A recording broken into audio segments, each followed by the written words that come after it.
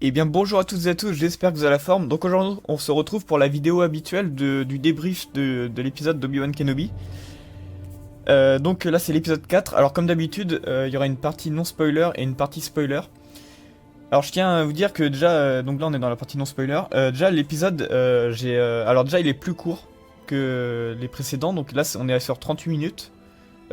Sachant qu'il y a quand même le générique et le recap au début, etc. Il y a le générique de fin et les crédits de fin, quoi, et le générique du début, donc on va dire, ouais, ça fait quand même un épisode d'une demi-heure, donc voilà, il est un peu plus court, c'est un peu dommage.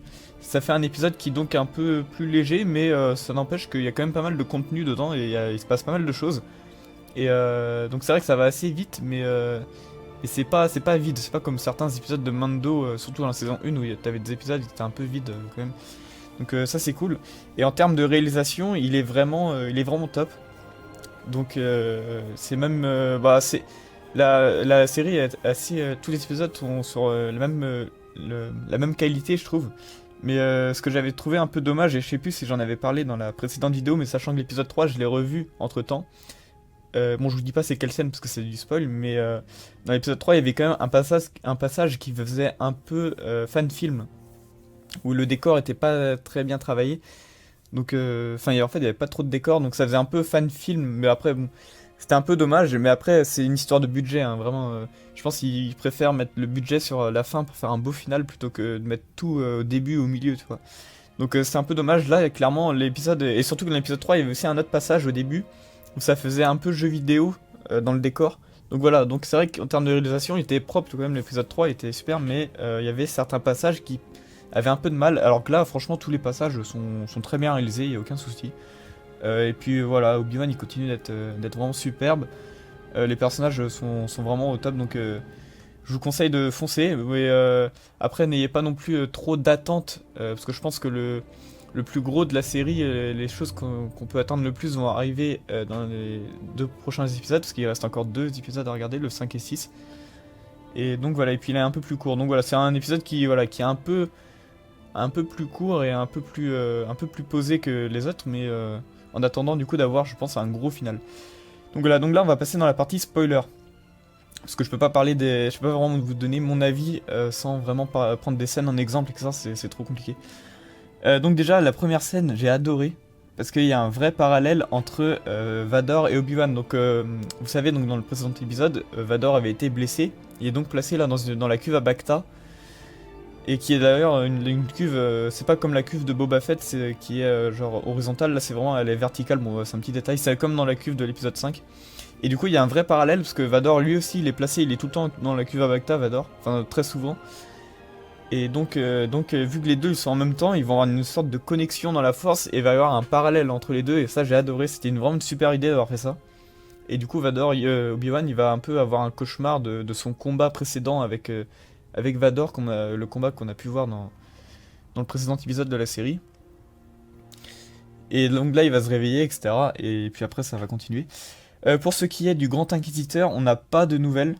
Donc ils nous en ont pas du tout parlé dans cet épisode. Donc je m'étais dit peut-être qu'il va revenir dans celui-là, parce que c'est évident qu'il va revenir, je pense. Ou alors si vraiment ils veulent pas le remettre dans la série, il sera en scène post-générique pour nous expliquer qu'est-ce qu'il va faire. Parce que encore une fois, hein, c'est impossible qu'il soit mort.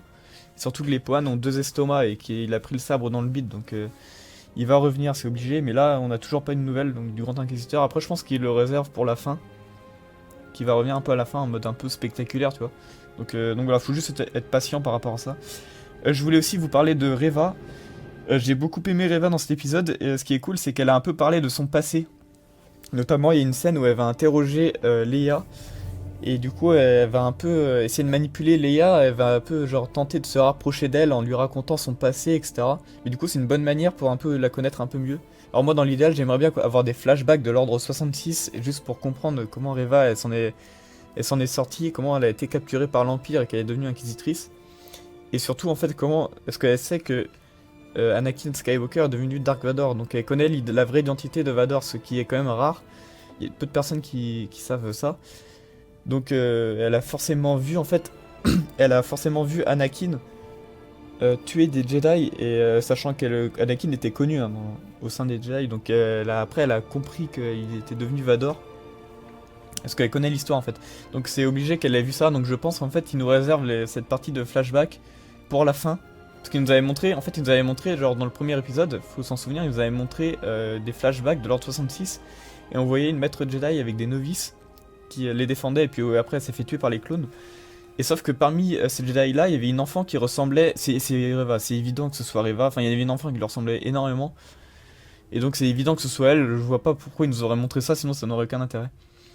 Et donc je pense que dans le dernier épisode ou dans le prochain, mais je pense qu'ils nous réservent ça pour la fin, ils vont nous montrer la suite de cette partie flashback pour nous expliquer comment Reva elle connaît Anakin et comment elle connaît l'identité de Vador et comment elle a été capturée, etc. Et je pense qu'ils nous réservent ça pour la fin parce que je pense vraiment qu'on va voir Anakin encapuchonné comme on voit dans l'épisode 3. Et voilà, donc c'est le meilleur pour la fin quoi, ils veulent nous montrer ça pas au milieu de la série ou l'avant-dernier épisode, vraiment, ils veulent nous réserver ça vraiment pour la fin. Et c'est évident parce qu'en plus ils ont appelé Hayden Christensen qui est dans la série, donc je pense que s'il est là, c'est pas uniquement pour jouer Vador, et c'est aussi pour qu'on le voit, surtout qu'on l'a déjà vu en fait dans le précédent épisode, on a vu une hallucination, enfin Obi-Wan avait une hallucination. Et vous savez ce qu'a répondu ma mère? Je vous le donne dans le mille. Elle a répondu, c'est tout simplement une hallucination collective. Elle a vu Anakin de loin. Mais bon là c'était de loin, donc là je pense qu'on va vraiment le voir concrètement en flashback dans le dernier épisode. Franchement j'en suis sûr, c'est sûr à 99%. Bref, on verra bien, faut être patient. Et donc Reva, je suis très content qu'elle ait un peu parlé de son passé, même si ça reste du détail. J'espère qu'on en aura plus et qu'ils vont continuer de la développer comme ça, parce que c'est un personnage que je trouve vraiment ultra intéressant. J'aime beaucoup son personnage, il est vraiment cool. Ensuite, la base des Inquisiteurs, il fallait qu'on en parle parce qu'elle est vraiment sublime. Je trouve qu'ils ont vraiment réussi les décors. Ça fait pas jeu vidéo, c'est vraiment super bien fait. Ils sont très fidèles à ce qu'ils avaient déjà montré dans Fallen Order aussi, parce que c'était à la base on la voyait dans Fallen Order ou dans des comics. Ça, je suis pas très sûr. Ou je suis pas sûr, donc n'hésitez pas à préciser dans les commentaires. Mais je sais qu'on la voyait dans Fallen Order. Et donc d'ailleurs Obi-Wan va dans cette base en passant sous l'eau en fait, comme fait Cal Kestis dans le jeu. Donc voilà, petite référence, c'était vraiment cool aussi. Donc vraiment les décors sont sublimes, elle est super propre, le sol est vachement brillant, c'est vraiment réussi quoi. Même à un moment ils sont dans le sous l'eau en fait. La base, il y a une partie de la base qui est sous l'eau, et du coup il y a souvent ils se baladent un peu dans cette partie de la base, et tu vois du coup les décors, les grandes vitres avec l'eau, etc. Derrière, c'est vraiment bien foutu. C'est vraiment impressionnant, donc ça c'est vraiment cool. Aussi du coup on va voir Obi-Wan avec son sabre laser, on va beaucoup plus le voir avec son sabre que dans les précédents épisodes. Notamment quand il va devoir, parce qu'en fait du coup, ce que je vous ai pas trop parlé du scénario, de toute façon si vous êtes là en principe c'est que vous avez vu l'épisode, mais du coup Leia va se faire enlever par la troisième sœur et amener du coup dans la base des Inquisiteurs, et ils vont du coup aménager un plan pour aller la chercher et la sauver. Donc Obi-Wan va cette fois utiliser son sabre et il va un peu arrêter d'utiliser son blaster. Donc on voit un peu que Obi-Wan redevient peu à peu l'homme qu'il était avant, et ça c'est vraiment cool qu'il fasse ça petit à petit. C'est pas comme si dès le début de la série il utilisait son sabre à fond, surtout qu'il doit rester caché, donc voilà. Donc ça c'est vraiment cool. Et il est très stylé au sabre, j'ai beaucoup aimé les passages, c'est très cool, c'est bien mis en scène, c'est bien filmé. Et c'est super plaisant à voir. Il va notamment y avoir une scène où du coup il y a une vitre qui va se casser, et Obi-Wan va devoir retenir la vitre avec la pression de l'eau, etc., avec la force. Et à un moment il va tout renvoyer sur les Stormtroopers, donc c'est vraiment cool à voir. Et du coup aussi, faut parler de la fin de l'épisode avec Vador. Vador qui arrive bien énervé, là tu sens que ça va... Alors là ça va chier là. Ça va bien... Ça va être vite réglé cette histoire. Allez voir, attendez, tu vas voir. Ça rigole plus là. Et du coup qui va commencer à menacer vraiment la troisième sœur parce que elle a échoué. Du coup Obi-Wan ils ont réussi à s'échapper à la fin, etc. Et sauf que bon, du coup elle dit qu'elle a tracé, en fait elle a dû mettre un traceur dans le droïde, le petit robot de Leia, dans le petit droïde, et du coup parce qu'on le voit à la fin, le droïde il se rallume mais il a les yeux rouges, bon, voilà, ça veut dire que du coup il est tracé par l'Empire. Donc elle explique ça à Vador, du coup Vador la relâche, et il lui donne vraiment une dernière chance. Et donc ça, je pense que ça on n'était pas très sûr, mais je pense qu'il y aura un dernier combat entre Obi-Wan et Vador pour le final de la série. De toute manière c'était assez évident, mais c'est vrai qu'il y en avait certains qui disaient qu'il n'y en aurait peut-être pas. et que qu'il n'y aurait pas d'autres affrontements, parce que du coup il y en avait eu un dans le précédent épisode. Non, là je pense que du coup il y en aura vraiment. Ils vont faire un truc final, c'est assez évident. Et je pense d'ailleurs que dans le prochain épisode, Obi-Wan va enfin ramener Leia à Bail Organa. Et que bah, du coup cette fois il sera un peu plus libre. Et du coup, par contre, vu qu'ils sont tracés par l'Empire, c'est là où Vador va le retrouver, je pense. Et donc là j'espère un petit combat avec la troisième sœur, ça pourrait être avec Grievous, ça pourrait être vraiment stylé. Et bon, le combat qu'on attend le plus, évidemment, c'est avec Vador. Je pense que pour ce combat, ils vont vraiment. Je pense qu'ils vont un peu rester sur la lancée qu'ils étaient partis avec du coup le précédent duel. Je pense qu'Obi-Wan il perdra le duel de toute manière. Le duel il est décrit jusque-là comme étant la revanche du siècle entre guillemets. Donc je pense que c'est un duel qui est fait genre un peu pour que Obi-Wan il perde et que du coup bah Obi-Wan après il se rattrape dans l'épisode 4 quoi. Et c'est ça qui rend justement bien le duel de l'épisode 4, c'est parce qu'en fait l'idée c'est que du coup quand Obi-Wan retrouve Vador, déjà il y a tout un moment où il est un peu choqué de voir ce qu'il est devenu. Et du coup il doit vraiment l'encaisser et c'est vraiment une épreuve que doit passer Obi-Wan. Il doit vraiment il doit surmonter cette épreuve et surmonter un peu sa peur de Vador, parce que quand on le voit combattre dans l'épisode 4, dans l'épisode 3 pardon, il combat super bien et il gagne le duel. Et par contre quand il combat dans l'épisode 3 de la série, ça n'a vraiment rien à voir parce qu'en fait il est vraiment choqué de ce qui s'est passé, déjà de savoir qu'Anakin a survécu et de le voir en tant que Vador, il est choqué, il n'arrive pas à surmonter ça. Et c'est pour ça qu'il est totalement déstabilisé et qu'il perd le duel. Et je pense qu'au fur et à mesure, il va se rattraper. Et c'est notamment du coup dans l'épisode 4 où là cette fois bah, Obi-Wan est plus vieux et c'est 9 ans après. Donc il est plus vieux, il est plus sage et il est même plus expérimenté et plus entraîné je pense aussi. Et là cette fois il est vraiment prêt à affronter Vador et dans l'épisode 4 bah, le duel il est parfait quoi. Il gère super bien, ils sont vraiment à égalité et pour moi Obi-Wan a même gagné le duel de l'épisode 4 symboliquement parce que même s'il est mort et que Vador l'a tué, il s'est quand même sacrifié donc pour moi symboliquement Obi-Wan a gagné.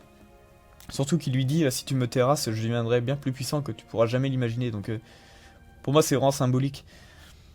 Voilà, donc on arrive à la fin de ce débrief. Il y avait moins de choses à dire que dans les précédents épisodes. Comme je vous l'ai dit, c'était un épisode un peu plus léger, mais il y avait quand même pas mal de... Il était quand même assez bien chargé. Donc c'était cool. Ah oui, je voulais un peu revenir aussi sur ce que j'avais dit, parce que j'avais dit des trucs par rapport à ce qui s'était passé dans l'épisode 3. Il y avait un truc que j'avais pas compris, c'était par rapport à la scène où en fait... Vador laisse Obi-Wan s'enfuir parce qu'en fait il y avait genre un rideau de flammes entre les deux. Enfin je sais pas si on peut dire ça comme ça, il y avait vraiment le feu entre les deux et du coup Obi-Wan il était ramassé par un droïde et beaucoup ont dit, et j'étais le premier, je comprenais pas en fait pourquoi Vador n'avait pas tout simplement traversé le feu pour reprendre Obi-Wan en fait. Et en fait je pense qu'il y a une raison qui explique ça, c'est qu'il veut savoir qui sont les personnes qui aident Obi-Wan. Et où il va aller, et je pense que c'est pour ça qu'il l'a laissé s'enfuir. Ou alors c'est aussi parce qu'il veut un peu mettre la troisième sœur à l'épreuve et savoir si elle est capable de retrouver Obi-Wan ou pas. Et aussi parce qu'il sait très bien qu'il va finir par le retrouver. Donc je pense que c'est la raison qui explique ça, parce qu'Obi-Wan, Vador, il peut passer à travers le feu, et son armure elle peut même résister quelques secondes à la lave. Donc c'est un truc qu'il faut savoir. Donc je pense qu'il le laisse partir exprès en fait, il fait exprès de le laisser partir pour diverses raisons. Et c'est pas genre en mode ah bah mince il peut pas le rattraper, les flammes elles arrêtent. Moi au début je l'avais interprété comme ça, je comprenais pas parce que je me disais maintenant il peut passer à travers le feu, c'est absurde. Mais finalement non, je pense qu'il fait exprès de le laisser partir. Et je sais plus si je l'avais expliqué ou pas dans la précédente vidéo. Donc voilà, donc j'espère que ça vous a plu. Moi je vous dis à la semaine prochaine du coup, ou alors entre temps je vais peut-être sortir une vidéo de gameplay sur Angry Birds, on verra bien. Moi je vous dis à la semaine prochaine pour l'épisode 5, l'avant-dernier épisode, et portez-vous bien et à la prochaine.